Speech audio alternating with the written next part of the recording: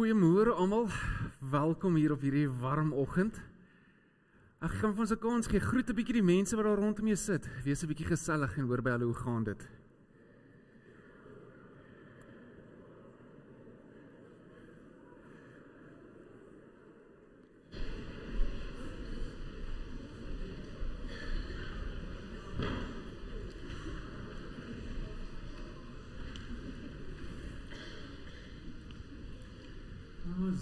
Vir ons afkondigings vanoggend.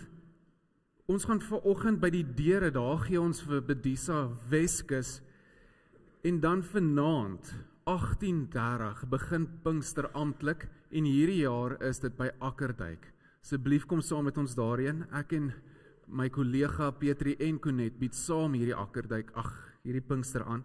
So asseblief kom daarna toe en dan word ons herinner aan die uitstorting van die Heilige Gees. Daar is dan ook natuurlik 'n kinderpinkster daarso en dit is nou van vanaand. Vanaand is daar 'n diens, maar die kinderpinkster begin eers môre aand van maandag tot donderdag dan. Dan vir die gemeenteete, hy's amper hierso. Inskrywings sluit môre. So as jy nog 'n kaartjie wil hê, môre is jou laaste dag. Onthou asseblief, as jy EFT betaal, sit jou naam vir ons daarso by. Dan is daar nog steeds geld wat inbetaal is vir die gemeenteete, maar ons weet nie wie jy is nie. So as jy dink jy dalk geld klaar betaal, klaar jou kaartjies betaal, asseblief kontak net die kerkkantoor en bevestig dis jy wat daar betaal het, dan sal ons jou kaartjies vir jou ook gee. In die kategese klasse gaan ons vandag mana sakkies kry. Ons koskaste is so bietjie leeg op die oomblik. As jy iets het daarin waarmee jy ons kan help, asseblief sit dit vir ons in die mana sakkies, bring dit volgende week terug. En dan ook toiletware, enigiets wat julle ons mee kan help. Asseblief gee vir ons daarso. Woensdag het ons weer ons Silvervlees senior klub byeenkoms. Is ek reg? Ja. Dis nou woensdagoggend om 9:30 in die ou waanhuis. En dan, as jy al bang was vir die boek van Openbaring soos meeste vir ons, op dinsdaande 18:30 het ons dan wandel met die woord, hierso in die pastoriesal, as julle daar wil kom saam gesels. Van my kant af is dit al wat ek wil uitlig, vir enigiets anders, dit is hierso in die blaadjie, en dit is ook dan op ons app of die bronblad, dit is daarso. Kom ons raak rustig voor ons God.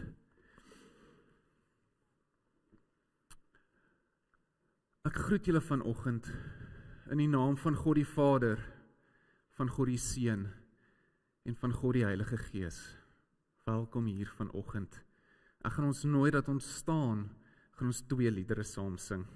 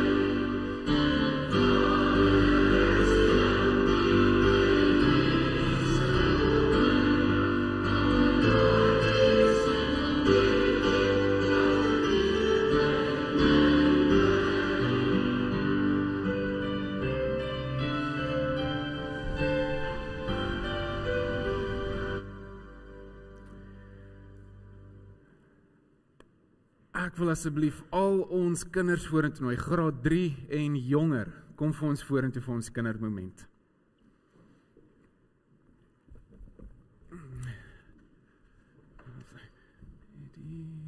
Oeh. Begin het vanaand al, okay.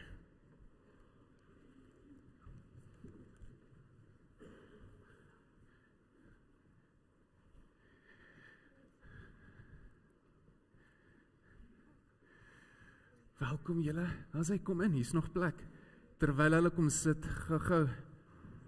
Net myself korrigeer, die kinderpinkster begin vanaand al, ook by Akkerdijk 18:30. Môre julle? Baie professioneel van jou, dankie. Hoe gaan dit met julle? Gaan goed. Dit gaan goed. Baie dankie. Ek het drie volunteers nodig wat my gaan help vanoggend. Kan vir my vorentoe kom, jy kan vir my vorentoe kom, jy kan vir my vorentoe kom. Ek dink jy gaan my ook kom help, maar gaan jou nie blinddoek nie, kom staan nie langs my. OK, sal jy asseblief, solank al drie van hulle daar is blinddoeke, sal jy hulle blinddoek? Blinddoek, maak het toe om hulle oor, kom ek help jy. Want ek wil nie jy julle moet sien nie, jy is die eerste, is jy reg? Sal jy die ander twee solank doen? Ja, gryp jy daar 'n lap? So dit is styf. Kan jy nog asemhaal? Great. Onthou julle laasweek, wat het ons gedoen saam met Dominee Petrie? Wat het ons toe gedoen?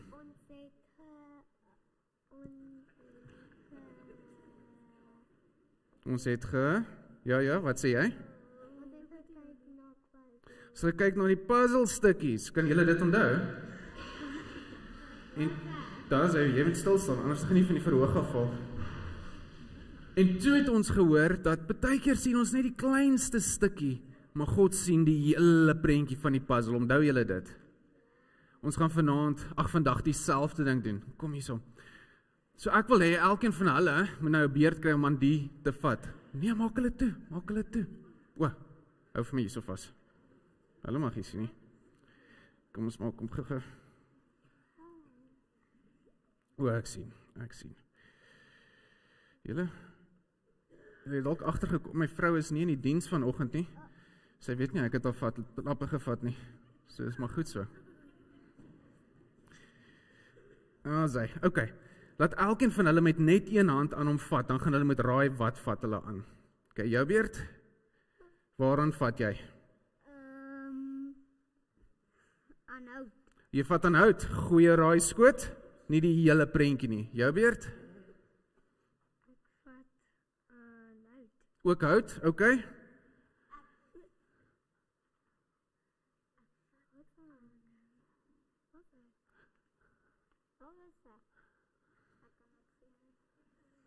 Waaraan vat ons? Dis 'n kruis. Is heeltemal reg. Volgende een. 'n Bietjie moeiliker. Waaraan vat jy?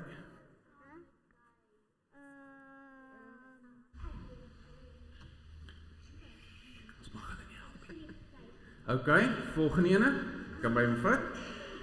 Dan sê, waaraan vat jy? Okay, laaste ene, waaraan vat jy?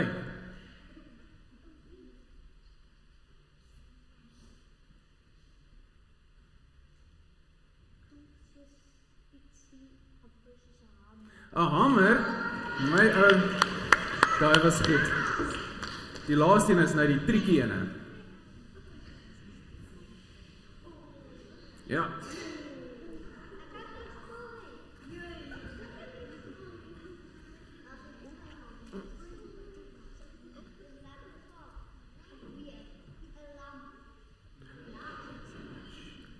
En wat sê jy?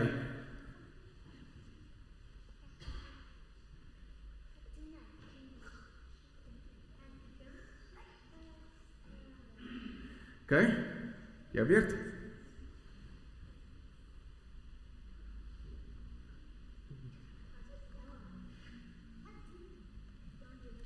Dis definitief, julle al drie is reg. Kom maar, hande klap kry. Dankie. kan weer afval. Dit kan weer afval. Julle, dankie daarvoor. Want ons bou eintlik op. Nou kan julle sien hoe lyk dit. Ja. Kruis en die lamp. Goeie werk. Jy het al 3 reg. Julle het 1 uit 3. Julle kan maar van my weer gaan sit. Dankie. Net my vrou se lappe los. Ons praat eintlik nog steeds daaroor dat partykeer het ons net 'n klein bietjie en met dit sien ons nie altyd die hele prentjie nie. Behalwe ons een nou, hy kon die hele tyd die hele prentjie sien.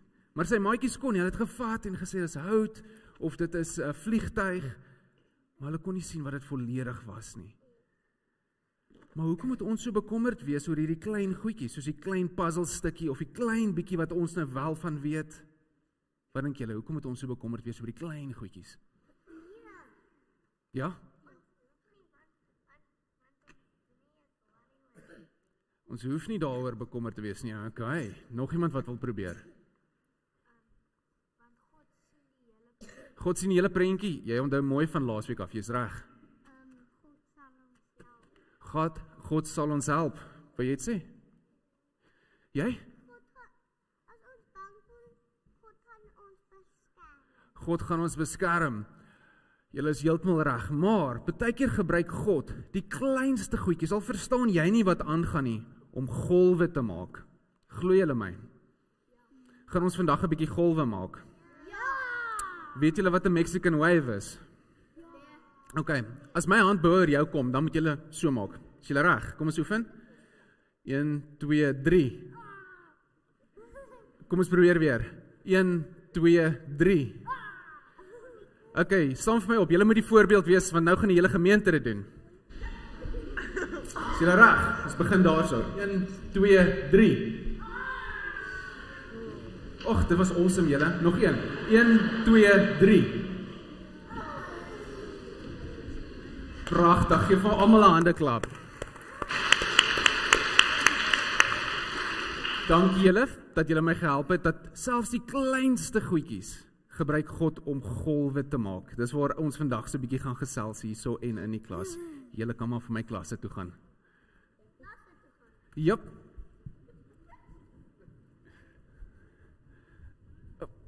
Nee, daarom hier so dit weer netjies maak.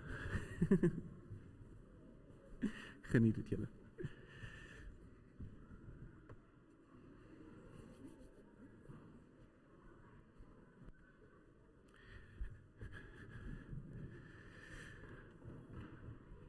Vir die rekord, ek het eers my vrou se toestemming daarom gekry, so ek is nie te erg in die moeilikheid nie, en sy is besig om te kyk wat ek aanvang vandag.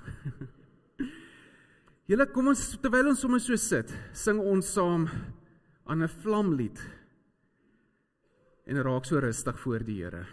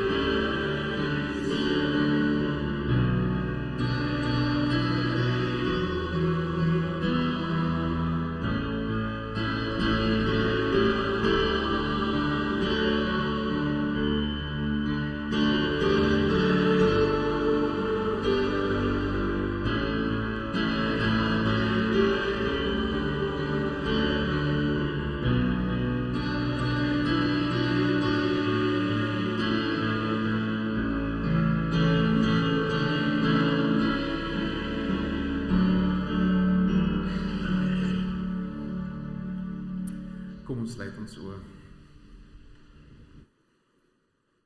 Ons Here, dankie vir hierdie pragtige dag wat U geskep het.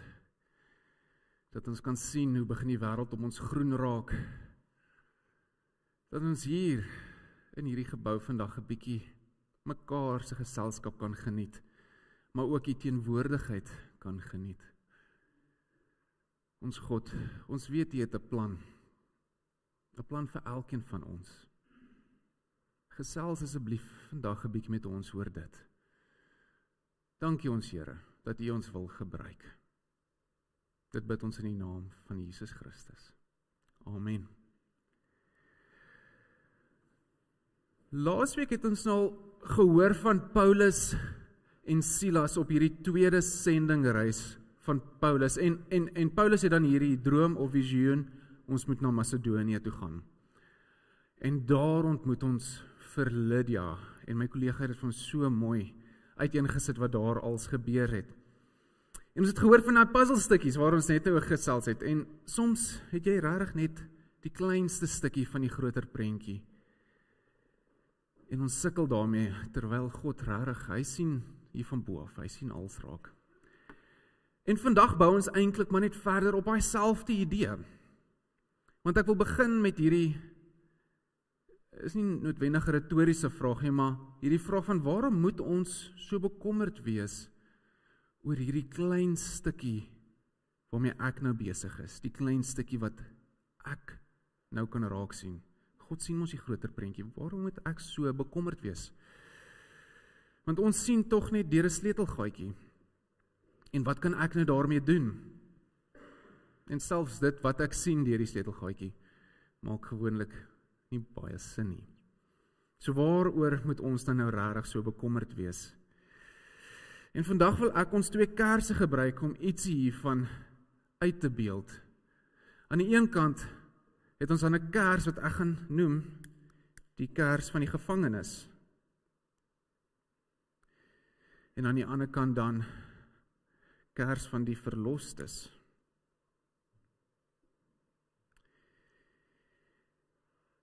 En baie keer sal ek die kerse gebruik om so half die 2 pole van 'n spektrum vir ons te wys, maar vandag is dit nou nie die geval nie. Dit is baie meer binêr, dink ek is die woord in Afrikaans. Een of die ander. Jy kan nie 'n bietjie van 'n gevangenes wees en baie van 'n verloste wees, of 'n bietjie verlos wees en nog steeds 'n gevangenes wees nie. En om ons te help verder dink aan hierdie vandag, lees ons eintlik maar net die gedeelte direk na waar ons laasweek besig was. Paulus en Silas en Lydia, waarvan ons nou nog gehoor het, of laasweek gehoor het, daar in Filippi. Nou ons is nie seker wat doen Lydia na laasweek se gedeelte nie. So sy is seker besig om kerk te bou, ons weet nie. Paulus en Silas is nog steeds daar so besig met dieselfde missie, dit waarmee hulle begin het, hulle is nog steeds besig om voor te sit. Dag na dag gaan hulle na dieselfde bidplek toe en wil 'n bietjie met mense gesels. Nou kom ons lees ons gedeelte vir vandag. Dis Handelinge 16 vers 16 tot eintlik 34. Ek sien ek het dit verkeerd hierso. Terwyl ons op 'n keer op pad was na die bidplek, het 'n slavin met 'n gees van waarsêery wat met haar voorspellings baie wins vir haar eienaars ingebring het, ons tegemoet gekom. Sy het agter Paulus en ons aangeloop en aanhoudend geskreeu, hierdie mense is diensknegte van God, die Allerhoogste. Hulle verkondig aan julle 'n weg tot verlossing. Dit het sy daaraan eengedoen.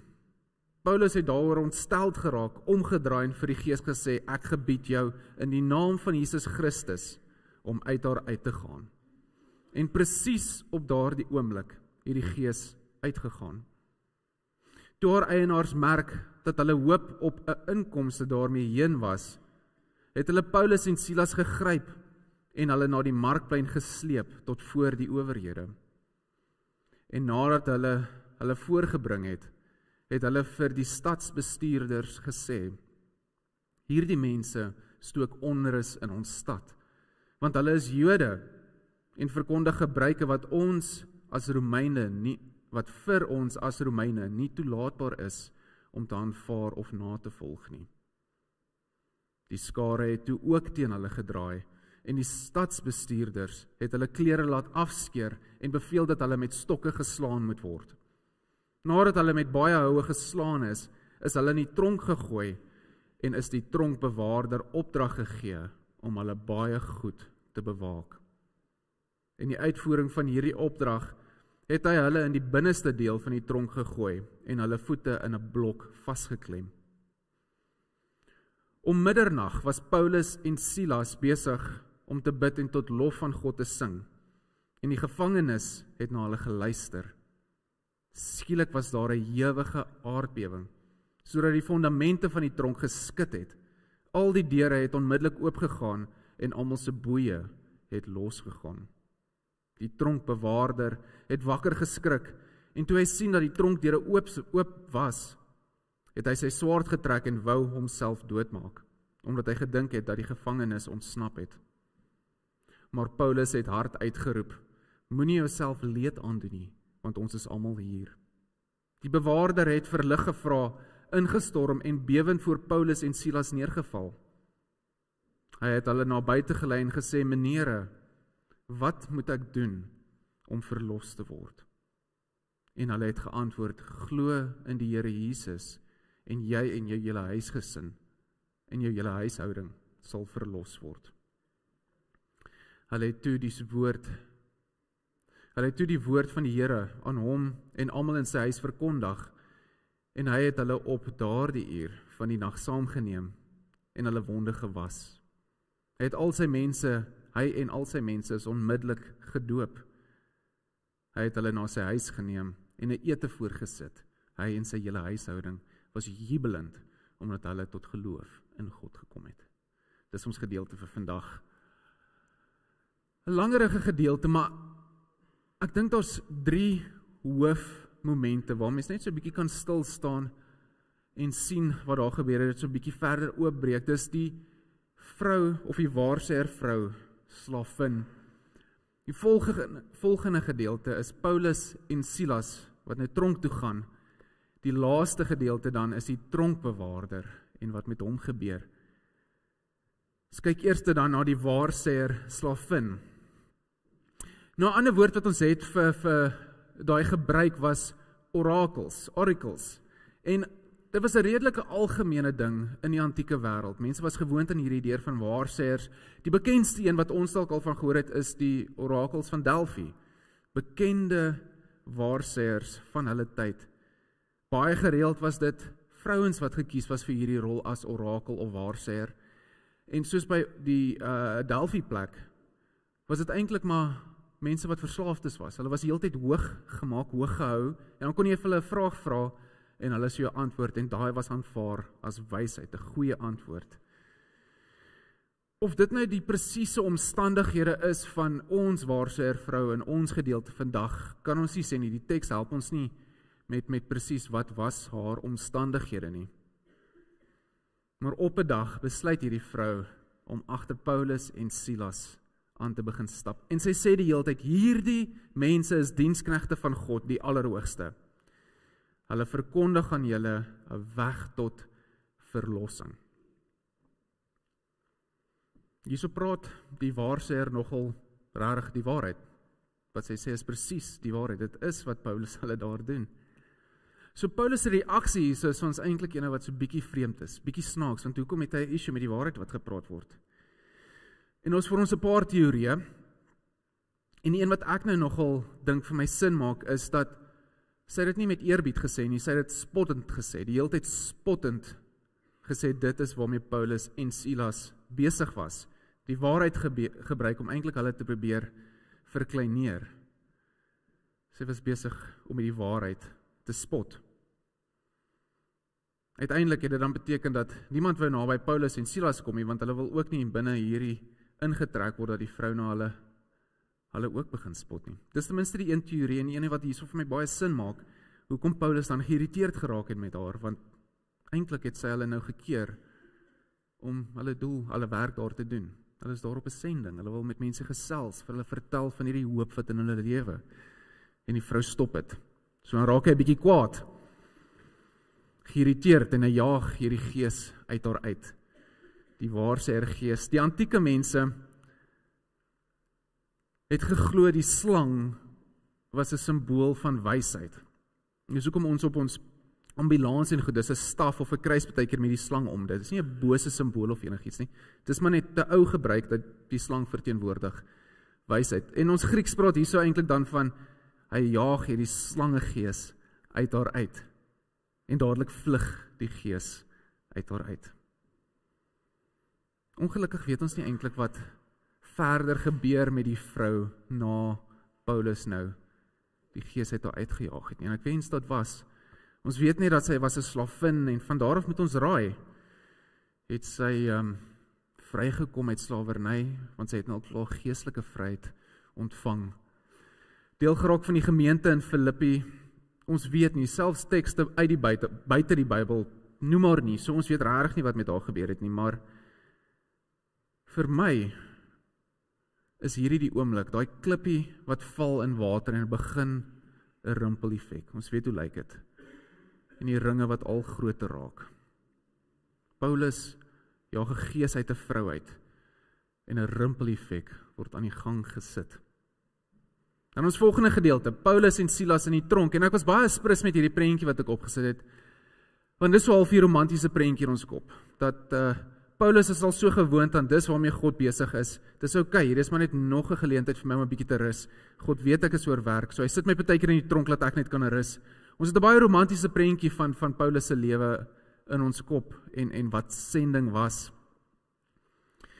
Maar die realiteit is nou nie heeltemal so romanties nie en hierdie prentjie is nie so akkuraat nie. Hulle word markplein toe gesleep, so ons kan aanneem daar was 'n bietjie aggressie daarso ook. Dis in die markplein waar goed ook verkoop was, maar oor die algemeen was daar ook regsuitsprake gemaak by die markplein. En dan op grond van hulle afkoms, hulle kultuur, word hulle geoordeel, geslaan en in die tronk gesit. Eintlik 'n baie snaakse draai wat ons verhaal vat, want hoekom het hulle nie die waarheid gepraat nie? Hulle word op die einde geoordeel oor iets wat niks te doen het met die slavin meisie nie, die vrou nie.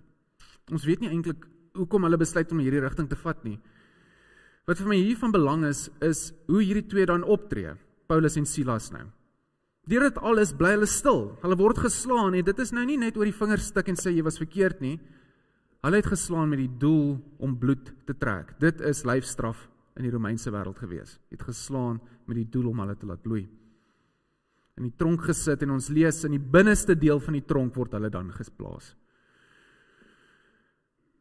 Ons kan dink hier, daai binneste gedeelte as 'n dungeon. Daai prentjie wat jy in jou kop het as ek die woord sê dungeon, dis eintlik redelik akkuraat. Waarskynlik 'n pit-styl sel gewees waar hulle ingegooi word, waar mense gewoonlik jou gevaarlikste misdadigers daar gesit het om almal anders veilig te hou van hulle af. Dis 'n vuil plek gewees, word nie skoon gemaak ooit nie. Daar was ook nie amblisies nie, so ons kan nou maar dink, wat is als daar op die vloer? En daar word hulle nog in hierdie blok ook vasgemaak, hulle voete word daarin vasgemaak. Daai deel van hierdie prentjie is daarom akkuraat. Daar op die vloer sit hulle nou maar, of lê hulle nou maar. Die kanse vir infeksie is baie hoog, dis 'n vuil plek. Die blok is nie gemaklik nie, dis hoe daai sel ontwerp is, jy moet nie jouself geniet nie. Stel hoekom hulle teen middernag nog steeds wakker is. Ons is seer, ons is ongemaklik, ons is wakker. En hierso wys Paulus en Silas dat hulle ken die Here. Hulle weet hy het altyd 'n plan. Ons sien nie altyd wat sy plan is nie, maar al genoeg kere het sulke snaakse goed met hulle gebeur, dat hulle weet God is op pad iewers heen met hierdie. En hulle wys vir ons daar, sodat so gereeld sit die wêreld ons hierso aan die kers se kant van 'n gevangenis. Daar sit ons vas en dis hoe ons ook voel. Maar te midde dit, te midde waar hulle is in pyn, hulle is in ongemak, kan nie slaap, die plek vrot. Wys hulle vir ons nie. Ons is vry. Hier waar ons sit is ons nog steeds vry. Vasgemaak, dis oukei. Ons het kettinge. Kan 'n geluid maak, kom ons maak musiek en hulle sing, hulle bid. Die ander gevangenis het na hulle geluister. Hierdie al klaar is die sterkste van getuienisse, ek dink, wat mens uit die woord uit kan trek hier. In die middel van daai situasies besluit ons gaan bid en die Here aanbid en die Here loof. Nie verlostes nie, nie gevangenisse nie, net in die tronk. En ek wil hê ons moet gou oplet, hoe ver het die rimpel-effek nou al klaar beweeg? Daai klippie, dalk was die eerste klippie die visioen voordat hulle Macedonië toe is, maar ek begin nou by die vrou, en hier is hulle nou al in die tronk, so raak hierdie rimpel-effek al groter, want die volgende oomblik is daar 'n aardbewing, so groot, dit skud al die deure oop, selfs die goed om hulle arms word val af. En ek gaan nie vir my laat vertel, dit was per toeval nie. Dit is vir my so duidelik in hierdie gedeelte, God laat die aarde skud, die hele tronk swaai oop, alles word oopgemaak, almal word vrygelaat. Maar nou binne die Romeinse sisteem is maar hoe dit gewerk het. Jy wat die tronkbewaarder is verantwoordelik vir al die gevangenes binne daai plek. En as iemand sou ontsnap, al is dit net een, dan is dit op jou, en jy boet daarvoor met jou eie lewe. So toe die tronkbewaarder daar wakker skrik en sien, alles is oop, het die angs hom oorpak. Hy was 'n gevangenis. Dit sou vir hom beter gewees het om homself maar daar dood te maak, want nie net het hy almal nou net laat ontsnap nie. Hy was aan die slaap toe dit gebeur het. Sy lewe is verby. Daarom trek hy sy swaard uit en hy probeer homself doodmaak. En Paulus roep daarso uit, stop. Ons is nog hierso. Paulus en Silas wys hierso, hulle is gewillige instrumente nog die hele tyd in God se hande. Hulle was self Romeine. Hieroor het hulle nog heeltyd stil gebly, maar hulle het geweet, dit is wat met hierdie ou nou gaan gebeur. As een van ons nou uit hierdie tronk uitgaan, dan gaan dit daai ou se lewe kos. Hulle het dit klaar geweet. Hulle het ook geweet, hier is God nou besig met goed, selfs die aarde skud al. En die tronkbewaarder, hy wat eintlik vry is, kom daarin, val op sy knieë, vra vir hulle, hoe word ek verlos? Paulus en Silas was in die tronk, maar hulle was verlostes. Meer vry as enigiemand anders daarso. Daardie aand kom 'n hele huishouding tot bekering. En hierdie eenvoudige boodskap van Paulus wat die evangelie met hom deel. Hoe word ek ook verlos? Daar was niks fancy, kompleks daaraan nie, niks jy moet nou eers hierdie begin doen, dan is jy okay vir daardie nie. Eers jou huis skoonmaak, ek kom uit daai tyd uit, waar jy eers jou huis moet skoonmaak, dan is God welkom al binne. Niks kompleks nie, Die hele aand het jy nou vir my gesit en luister, uiteindelik aan die slaap geraak, maar ons het gepraat met God, vir Jesus aanbid. Daardie Jesus, glo in hom. Dis hoe eenvoudig die evangelie boodskap is. Hy kry nou die geleentheid om verder ook met hulle daar te praat, maar dis hoe eenvoudig is dit. Glo in Jesus, en jy sal verlos wees.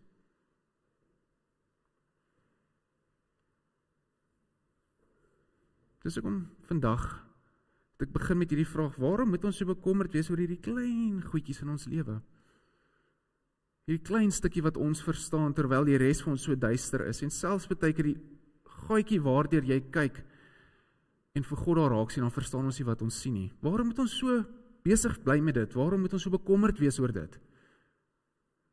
Want vandag is vir ons bewys dat die kleinste momente kan God gebruik om rimpels te stuur, golwe te stuur, reg oor geskiedenis. Want wat as Paulus daai vrou weggejaag het? Hy's 'n Romein, 'n man in 'n samelewing waar die vrou was minderwaardig, nog meer so 'n slavin vrou. Hy het die reg gehad, ja, ga weg man. En wat as Paulus dalk gesê het, die oomblik toe hulle in hegtenis geneem is, ek is 'n Romein. Dan het daai hele hofsaak daar so in mekaar gesak, want hulle mag nie enige van wat hulle gedoen het, aan 'n Romein gedoen het nie. Jy het nie aan 'n Romeine geslaan nie. Dit was die laagste vorm van straf. Jy het dit gedoen met enigiemand anders as Romeine.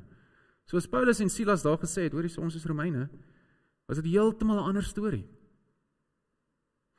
So wat as hulle nie in die tronk gesing het nie? So ons hierdie kragtige getuienis gehad het van ander gevangenisse, wat hoor hoe word die Here geprys, daar vanuit die middel van die tronk uit, daar uit die put van die tronk uit. Wat as hulle toegelaat het, dat die tronkbewaarder homself doodmaak? Wat as hulle nie getuig het, dat redding lê daarin, net om te glo in Jesus Christus nie? Ek wonder by myself, sou ons dan nog vir Paulus vandag gerespekteer het, sou ons sy boeke in die Bybel gehad het, sou hy vir ons 'n voorbeeld gewees het, van hoe dit lyk as iemand vir God, vir Jesus volg? Ek weet nie. Hier is maar een storie uit 'n baie ryk lewe wat Paulus gelei het. Maar ek wil hê ons moet hierdie rimpel-effek raak sien, die golwe wat gevorm word, reg oor geskiedenis. Paulus en Silas se aksies daarso. Laasweek se storie, vandag se storie. Alles wat hier gebeur in Filippi. Dit lei daartoe dat daar so 'n gemeente later, of eerstens 'n hele huisgesin kom tot geloof. Later is daar 'n gemeente daarso.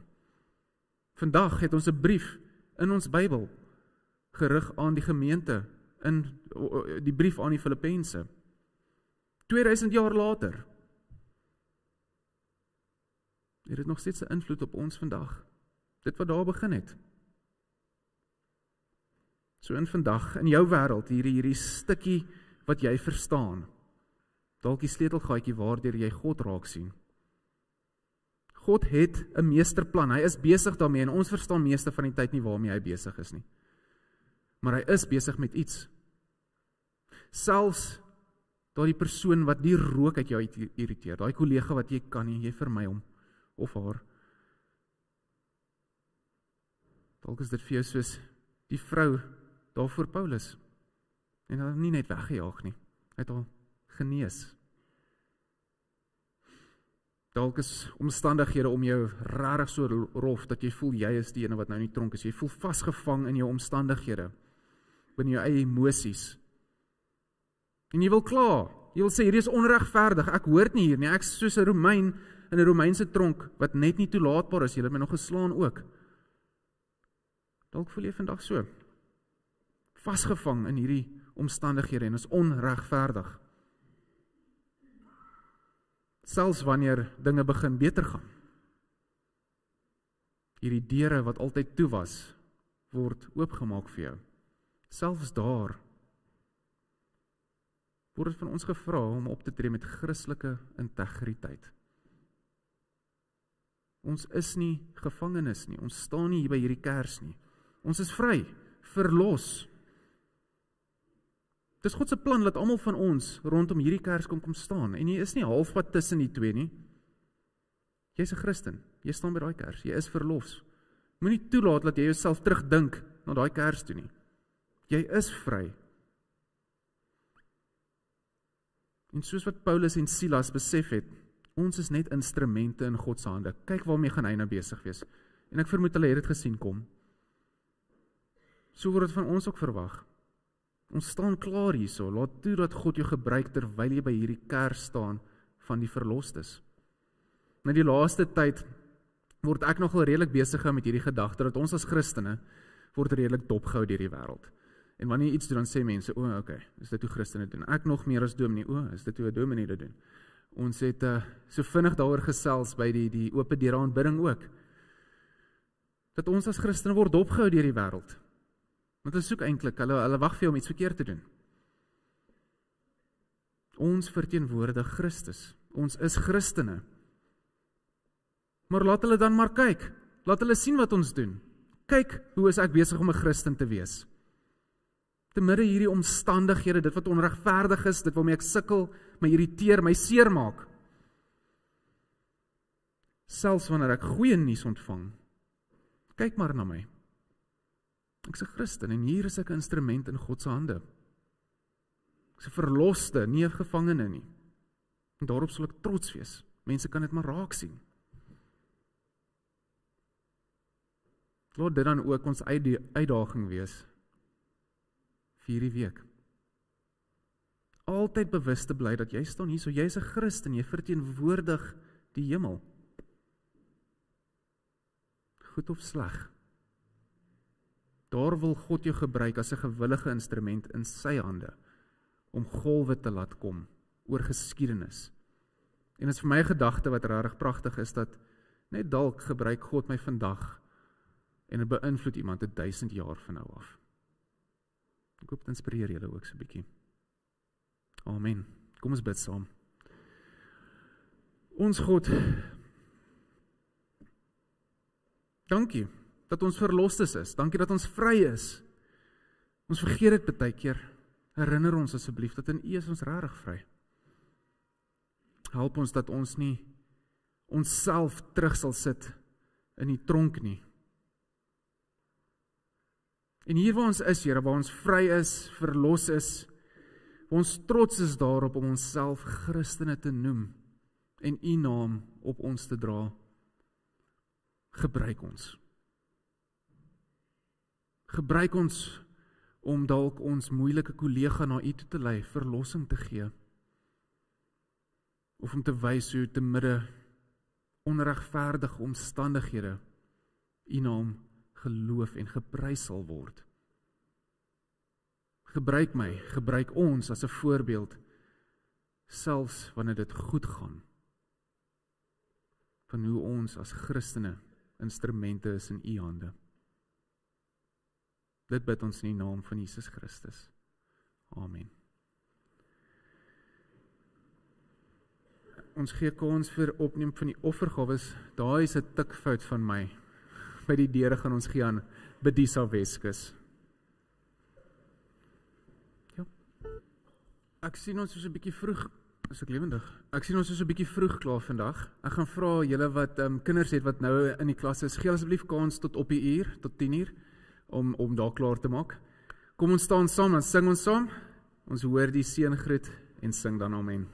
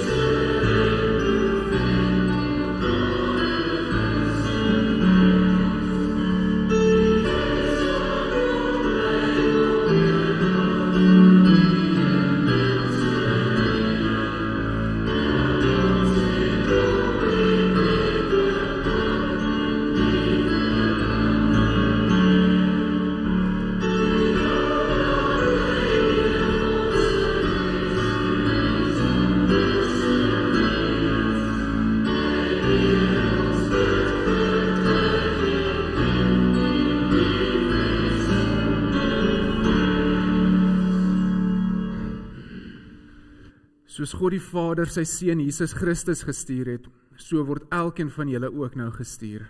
Gaan in vrede en weet die Heilige Gees is in jou. Amen.